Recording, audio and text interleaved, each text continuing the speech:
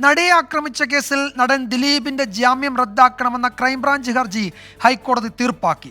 ഉത്തരവിലെ പരാമർശങ്ങൾ വിചാരണയെ ബാധിക്കരുതെന്ന് കോടതി വ്യക്തമാക്കി. ദിലീപിന്റെ ജാമ്യം റദ്ദാക്കിയാൽ കൂടുതൽ നിയമപ്രശ്നങ്ങളിലേക്ക് പോകുമെന്നും ഇത് കൂടുതൽ സങ്കീർണതകൾക്ക് കാരണമാകുമെന്നും കോടതി നിരീക്ഷിച്ചു.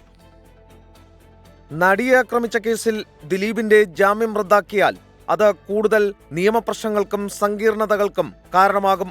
ഇത് വിചാരണാ നടപടികളെ ബാധിക്കുമെന്നതിനാൽ 8ാം പ്രതി ദിലീപിന്റെ ജാമ്യം റദ്ദാക്കുന്നില്ല.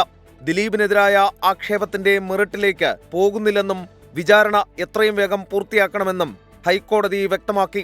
ജാമ്യം റദ്ദാക്കണമെന്ന ആവശ്യം നിരസിച്ച ഹൈക്കോടതി ഉത്തരവ് കേസിന്റെ വിചാരണയെ ബാധിക്കരുതെന്നും സിംഗിൾ ബെഞ്ച് നിർദ്ദേശിച്ചു.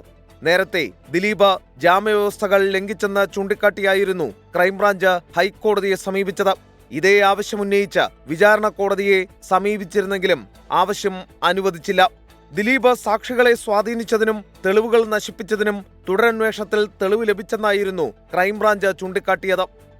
എസ് ശ്രീകാന്ത്, 24, കൊച്ചി.